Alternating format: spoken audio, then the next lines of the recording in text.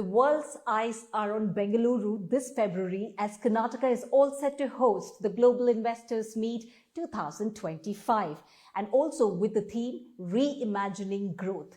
We are joined in by a very special guest here on Times Television Network, Mr. MB Patil, Minister for Large and Medium Industries and Infrastructure Development. It's a privilege to have you here on Times Television Network, sir. Thank you. So let's begin with the core. We see Karnataka's aspirations are very clear. However, investors, need granularity. If you could tell us more about what is reimagining growth. See, these are all tough times. You see in Corona, you've seen all this happenings in the world scenario, the tensions. So, and challenges also like AI, all other things. So it is now total different type of growth will start happening. Okay. It has to be resilient. Yes. So that's how it's, we said it's reimagining growth. One is tech-driven, green, and resilient. So any specific, outcomes that you can point out which distinguishes from its previous editions? Nowadays, earlier, it was one time that only Karnataka, Maharashtra, Gujarat, and few states which have investors meet. Yes. Now, rightfully so. Every state has having an investors meet now. There's a lot of competition. So, but Bangalore has got its own ecosystem. The ecosystem was not come up recent. It's come up pre-independence, 100 years back. So this ecosystem was developed traditionally, historically. And thereafter it was all this educational system, particularly professional colleges. But now everybody look at Bangalore and Karnataka only as an IT hub. A lot of people do not know what are the other part of the growth story. Yes. We're number one in electronics. We're number one in machine tools. In aerospace, we have around 65% of our contribution comes from Karnataka to the country. Right. And also, if you take globally, we are the third largest ecosystem. So we're number one, we're the startup capital of India. We are high in innovation. We have the highest number of GCCs. Every 15 days, the GCCs are started here. Yes. So like that, we have many stories of Karnataka. So naturally, that ecosystem, now we want to reach. Now there are newer things to come. Okay. That's why you said reimagining growth. Got it would not be the usual growth now. We have to reimagine what type of growth will start happening. Right. And what are the challenges there. And we have to be ready. Definitely we are ready. Okay. With new ages one like artificial intelligence, semiconductor, EV. So we are focusing on all other sectors. Right. And now taking the lead. Karnataka should be not only number one in India, we should be globally competitive. On the global map. Yeah. Taking it forward from what you've answered, you were talking about sectoral priorities. Now, as far as Karnataka goes, we see the focal points have always been with respect to recently, semiconductors. Yeah. You also have EVs as well, aerospace. But if you're looking at, your counter states or states for that matter in India, semiconductor, Gujarat has been strong in that. You are talking about EV, Tamil Nadu. Now, what is Karnataka doing? Are you offering any sweetener policy? She thinks maybe for the initial reason, but a lot of semiconductor niche companies are reaching here. Yes. We are going to announce in the Global Investors Meet one and coming in Mysore. Okay. And some 2-3 have approached us. Previously also, not many people came to us. But when they went to Delhi, they did not come back. Because naturally so, because the 50%, so when you say 50% incentives are given by, take up Micron by... Right. 50% is given by, incentives given by central government. Right. 30% by Gujarat government, 20% by Micron. So similarly, that advantage central government has, and I think we have also started, I have requested Kumar Swamy, our minister, so I said, you are being a minister, central minister from our state, and previously also many people had approached, now also few leads are there. Okay. We have shared with him, so we said, you please support us, so that semiconductor comes to Karnataka also. Right. Any sweetener policies that you're offering so that Yeah. investors come here? Yes, What are the yes. kind of policies? We have a very strong industrial policy already. Yes. And we are the people who, when we say we give this incentive, we always deliver. We always deliver. So now we are coming with a new industrial policy. Okay. There are a lot many things. There are flexible incentives there, capital based or turnover based incentive, whichever they can choose. Okay. Okay. And as you know, all the R&D happens in Bangalore. If you convert your R&D here to Bangalore into manufacturing, some people do here also in Bangalore. Some go to other states and some international to other Yes, states. based on the... So we are asking a special incentive of 10% to them. Okay.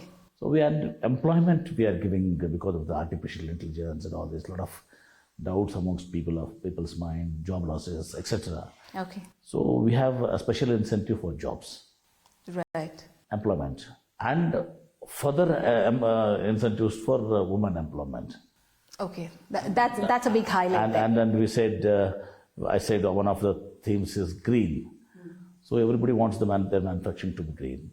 Right. For sustainability, for manufacturing which is green. We offer them green power. Okay. And we have now started giving the new industrial policy incentives for sustainability, Okay. green manufacturing. So also talking about, you were stressing on the green, right? Yeah. We've seen how you have been pushing, Karnataka has been pushing hard for in terms of energy mandates. Now that's whether that's renewable energy or zero liquid discharge. The argument here is with respect to profitability versus sustainability. How are you assuring the investors that, sustainability can still be achieved with the...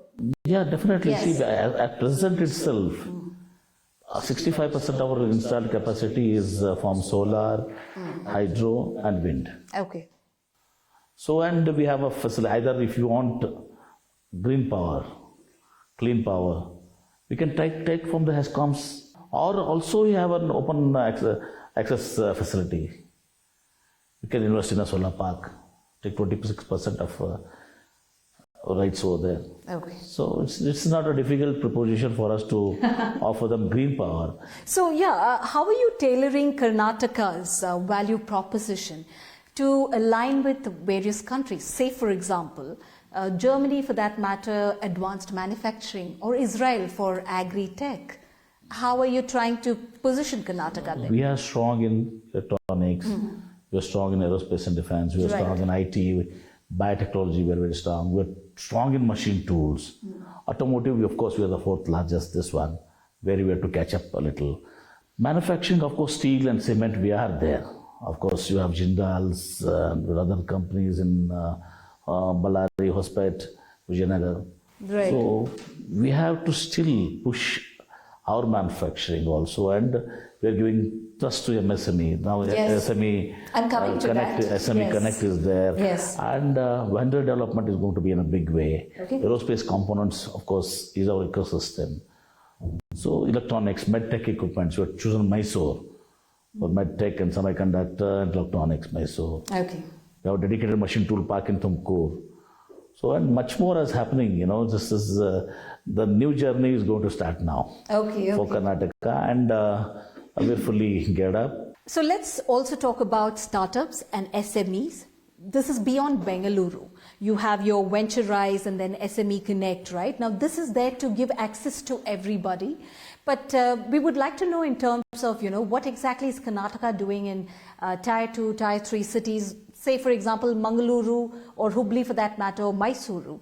How are you ensuring that they also are visible among global investors? You talked about Mysore. Mysore has semiconductor, electronics and medtech equipments. Okay. When you go to Hospet, it's going to be Ballari, Hospet and all this is iron ore industries and steel industry.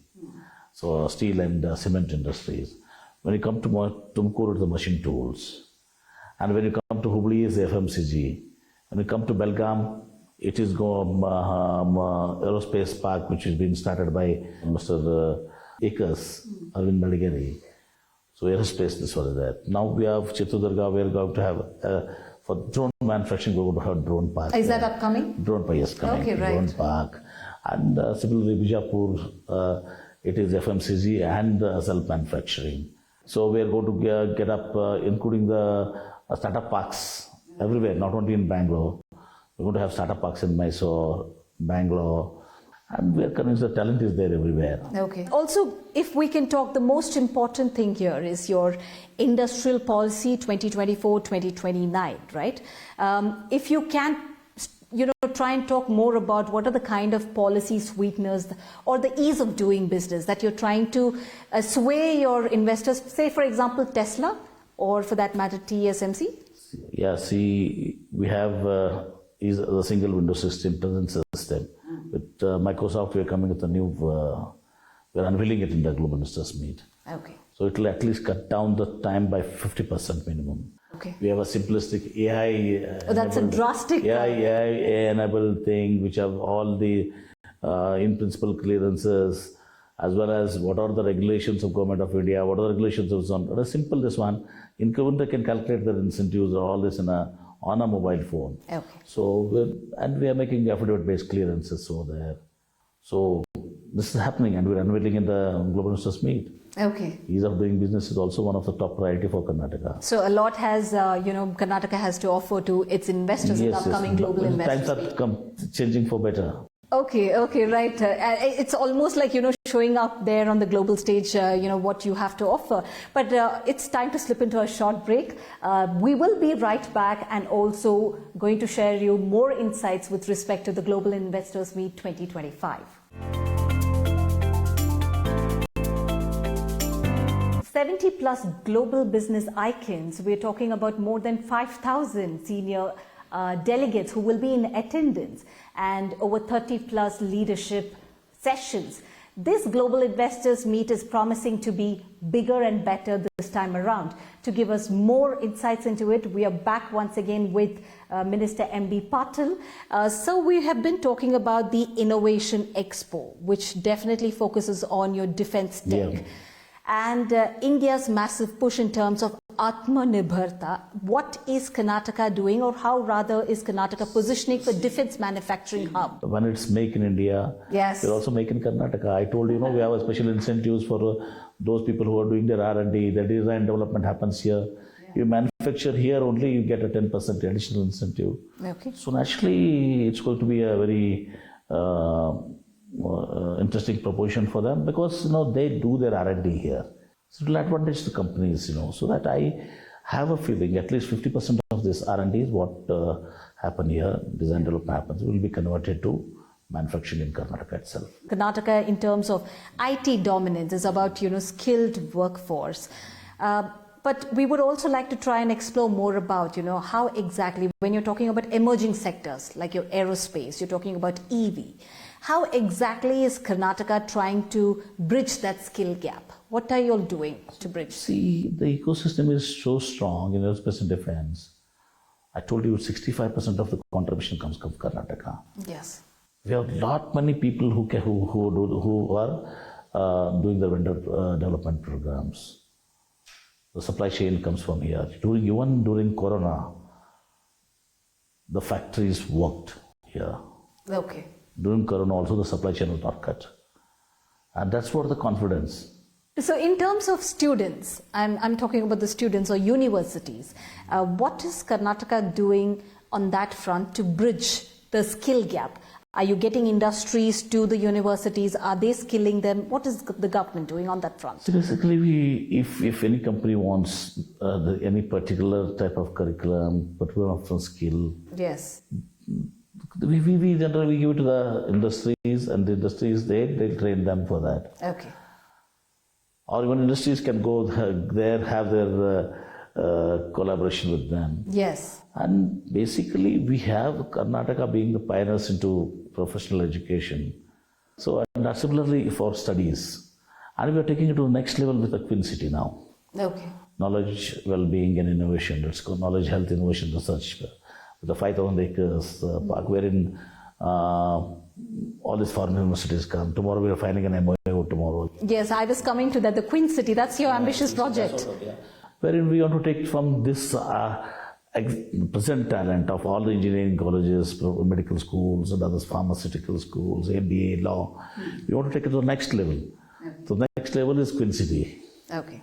So are you telling me that you are planning to leverage the upcoming Global Investors Meet MOUs Yes. To also develop the Queen City, like you're saying, the education goals? We have a roundtable session on Queen City itself. Right, right.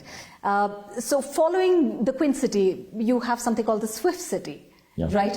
The Swift City is because, electronic city is totally complete now there, and there's no space for further development. So you're expanding now. We're expanding the electronic city so we'll do a better electronic city. So from it's good already. So inclusivity, let's talk about inclusivity development. Now that's been very core to your vision as well. What role do you think cities, for example, Bidar or Ballari, do they play in terms of Karnataka's growth story? See, we want a holistic development of the state. The entire region of Karnataka has to develop, not only Bangalore. Okay. Bangalore has grown charm, it's got on its own beauty, it's gone as is this one, strengths. But we want all the regions, whether Hyderabad Karnataka, Mumbai Karnataka, Central Karnataka, Coastal Karnataka, all has to develop equally, so that it makes a stronger Karnataka. Okay. You were talking about, in terms of employment for women, especially in rural areas. We are going beyond urban areas. So what exactly Karnataka plans to do it? We are presently we have incentive. Those who take incentives, they have to provide employment. Right. But now we are giving incentives for employment itself with an industry policy. Okay. And an additional incentive if we employ women. Okay. So that's an added advantage. Yeah, advantages. Okay. One final question to you. By 2029, how do you envision Karnataka's industrial landscape? Can we expect, rivaling with the Silicon Valley of the tech, or for that matter, you've been doing road shows, probably South Korea in terms of electronics. Can we expect something like that? We had a very good response for the road shows, including in Japan, South Korea, everywhere. And we'll be by 2029, 2030, we'll be $1 trillion economy. We'll contribute to the nation's that being. So when you have countries like, when you're talking about tech sector for Silicon Valley or South Korea for electronics, what is Karnataka being known for or will be known for by 2029-30? Karnataka will be leaders in many more. We are in many sectors, as I mentioned. Right. We'll be much more, we want to be in space. We have ISRO here. And space technology is another area. Drone is another area. So many more emerging technologies are going to come. And AI will change the face of manufacturing everything. AI, EV. They're emerging. They're going to change the face. Manufacturing also has to have artificial intelligence. Right. But tech also will have artificial intelligence in that. It's all embedded now in the technology. Now it's going to be a challenge. Okay. That's Reimagining growth. Right. Well, thank you, Minister, for joining us on this exclusive conversation with Times Television Network. It was an incredible conversation, I must say. Thank you. And, with global partnerships, sustainability and infrastructure, the Global Investors Meet 2025 is going to be definitely a landmark event for both businesses and investors alike. Thank you. Thank you, Minister.